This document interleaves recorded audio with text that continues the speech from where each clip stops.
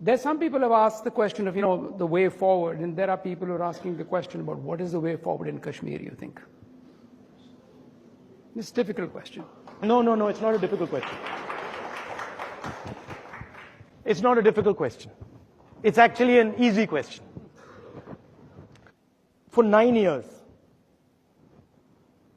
I worked behind the scenes with Prime Minister Manmohan Singh, with Mr. Chidambaram, with Jairam Ramesh, and a large number of people. And we worked silently on Jammu and Kashmir. When we started in 2004, terrorism was rampant in Jammu and Kashmir. By the time we finished, in 2013, I went back and I hugged the Prime Minister.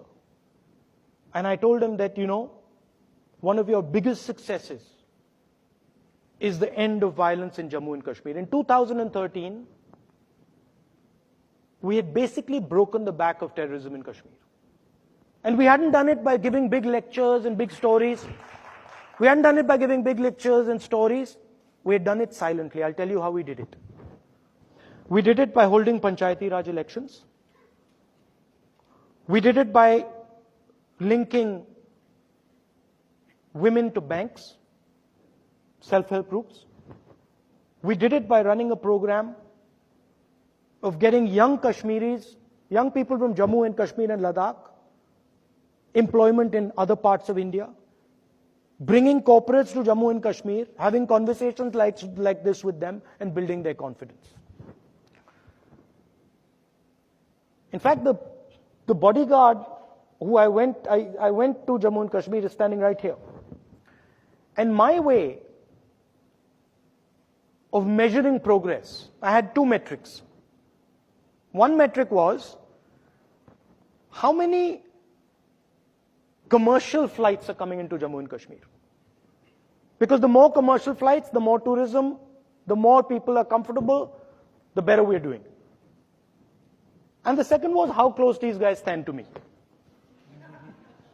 So if these guys are standing like all around me, we're not doing well. And if they're sort of loosening up a bit, we're doing well. So we went from practically no planes to 50 planes. And I remember one day in 2013, when I was looking around and I was like, where are my security guys? And they had actually loosened up so much. And there was crowds all around me, 100, 200 people, and having a conversation. I went back there in 2014 and this gentleman was there with me. And this gentleman, these are his words, not mine. Let's get out of here right now. Otherwise, we're going to be in serious trouble. Right? What happened between 2013 and 2014 August? I'll tell you.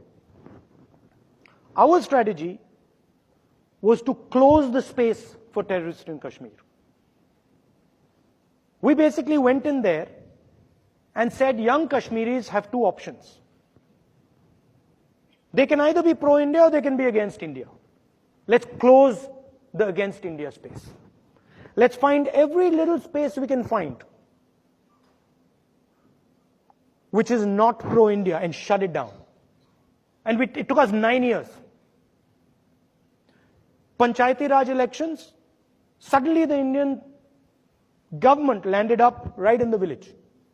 We had Pradhan sitting in the village, managing budgets of 1 crore, informing us exactly who the terrorists were. Students going to Bombay, to Karnataka, coming back and saying, you know what? Actually, there's opportunity here. So we gave the kids in Jammu and Kashmir a vision. And it was working. And then in 2014, the Indian government did something that inflicted a huge, huge strategic cost on India. Essentially, there are 4 political parties in Kashmir. There's the BJP on the extreme right. There's the Congress, nationalist. There's the National Conference. There's the PDP. There's the Hurriyat. And then there's terrorists in Pakistan. The PDP was the instrument that brought young Kashmiri youngsters into the political process.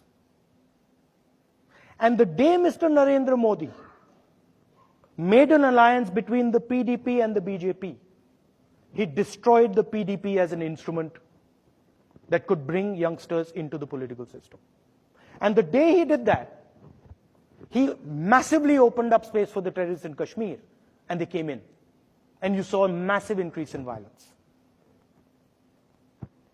The intelligence guys themselves in Jammu and Kashmir told me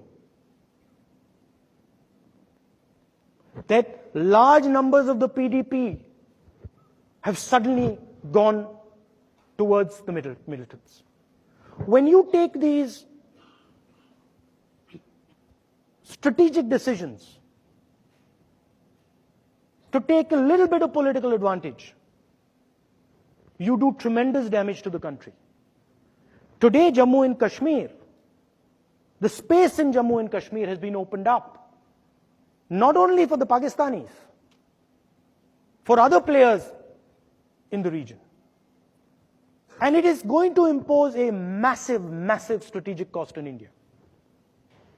Just one small decision. So when you go into the details of these things, the answers are not complicated. You talk to people, you give them hope, you give them a vision. It doesn't matter who they are. Whether they're from UP, Kashmir, anywhere. They will engage with you. You build trust with them, they will engage with you.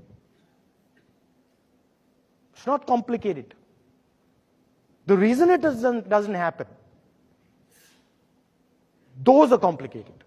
The Jammu-Kashmir question is a very important question for our future. You know what amazed me was 9 years of work. Going there, talking to people, 9 years, 30 days destroyed. 30 days. And it blew my mind. I was so sad. I was like, my God, 9 years. And it can just be wiped out in 30 days.